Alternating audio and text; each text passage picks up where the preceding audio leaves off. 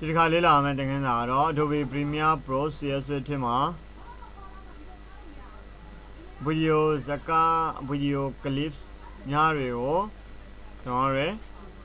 တပြိုင်တည်းတွေထည့်တဲ့နည်းလေးဖြစ်ပါတယ်အရင်ဆုံးမိမိတို့ edit လုပ်မဲ့ video clip ထဲမှာဒီ folder ထဲမှာပေါ့နော်အဲ့ video clip folder လေးကို double click နဲ့လိုက်ပါဒါဆိုရင်ဒီလိုမျိုး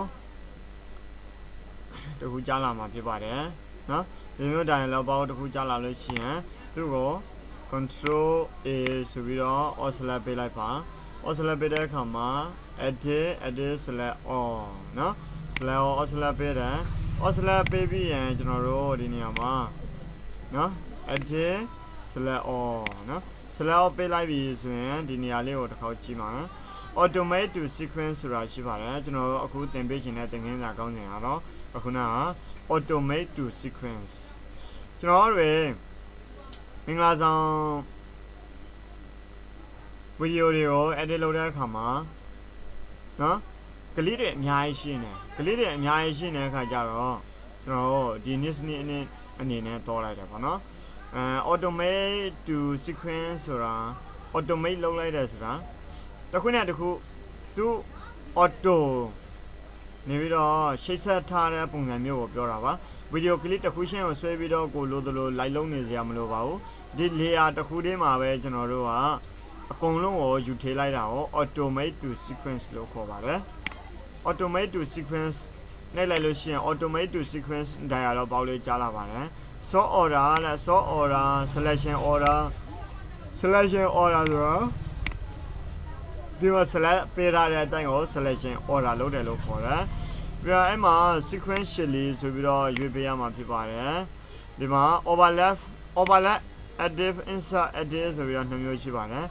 overlay edit လုပ်မယ် insert edit လုပ်မယ်ဆိုတာကျွန်တော်တစ်ခုနဲ့တစ်ခုကိုပုံစံတူမတူပြပေးပါမယ်အခုကတော့ overlay edit နဲ့ပဲကျွန်တော်ယူပေးပါမယ်နော်clip overlay 30 frame နဲ့clip overlap 30 frame တခုနဲ့တခုကိုထပ်မှာက30 frame ထပ်မယ်ဒီပြောတာ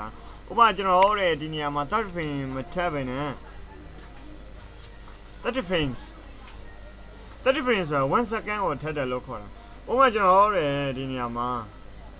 15 second နဲ့15 frame ဆိုတာရှိတယ်ဒီမှာကျတော့ frame ပေါ့နော် frame 15 frame အဲ့ဒါကို30 frame အစားကျွန်တော်တို့45 frameဒါဆိုရင်နည်းနည်း transition လုပ်တဲ့အခါမှာကျွန်တော်နည်းနည်းတိတိတတ်တာလေးကိုသူကလုပ်ပေးတယ်နော်ဒါဆိုရင်ကိုအကြိုက်ပေါ့နော်ဒါကတော့ glare overlap က30 frame လုံးမလား45 frame လုံးမလားတော့မ overlap ကို1 second လုံးမယ်ဆိုရင်လည်းဒီနေရာမှာ60 frame ဆိုပြီးတော့60 frame နော်30 frame ဆိုရင်1 second ဖြစ်နေပါပြီဒါ2 second ဆိုရင်တော့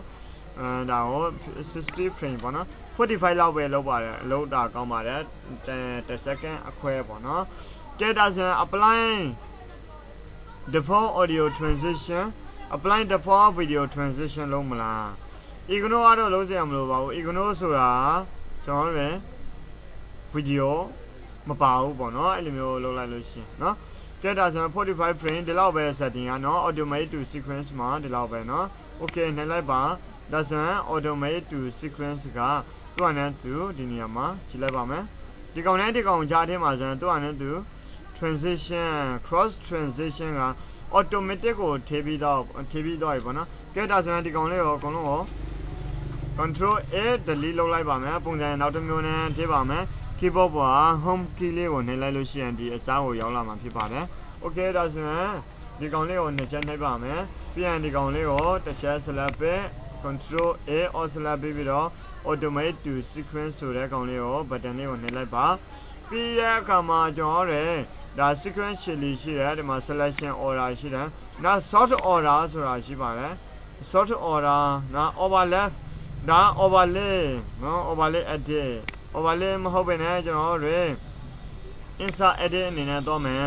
insert edit အနေနဲ့တော့မယ်နော်ပြီးရင်ဒီနေရာမှာ frame သို့မဟုတ် second အနေနဲ့ပြမယ်45 second နော်ပါ45 frame ပဲယူထားပါနော်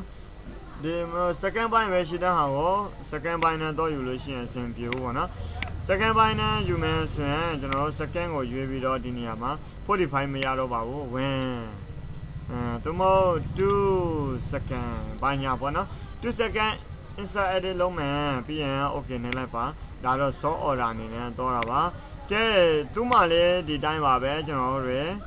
ဒီမှာမြင်ရမှာဖြစ်ပါတယ်ဒီမှာမြင်ရမှာဖြစ်ပါတယ်သူဒီမှာ cross transition သူက video ကလေးတစ်ခုနဲ့တစ်ခု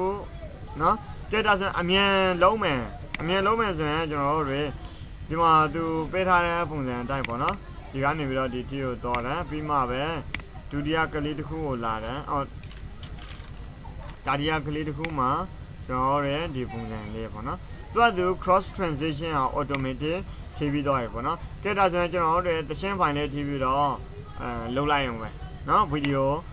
output ထုတ်လိုက်ရင်ပဲပေါ့နော်ဒါဆိုရင် automate to sequence အကြောင်းကိုနားလည်လိမ့်မယ်လို့ထင်ပါတယ်နော် automate to sequence ကဘယ်လိုသွားမလဲဒီကောင်လေးကိုအကုန်လုံး select ပဲ delete လုပ်မယ်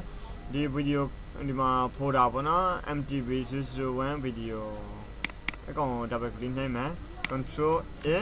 automate to sequence ပြီးရင်ဒီနေရာလေးမှာဒါ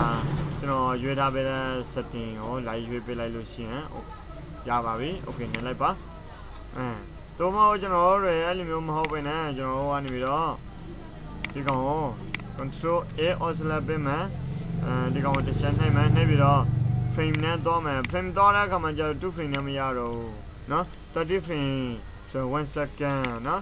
45 frame ဆိုရင်1 second ခွဲတော့မယ်ပြီးရင်ဒီ setting တိုင်းပဲယူပြီးတော့ဒီမှာ sort order အနေနဲ့တော့လို့ရတော့ selection order အနေနဲ့တော့လို့ရတယ်ပြီးတော့ sequentially ဒီကောင်ကတော့ကျွန်တော်ကတော့ over လေး edit ကိုကြားနော်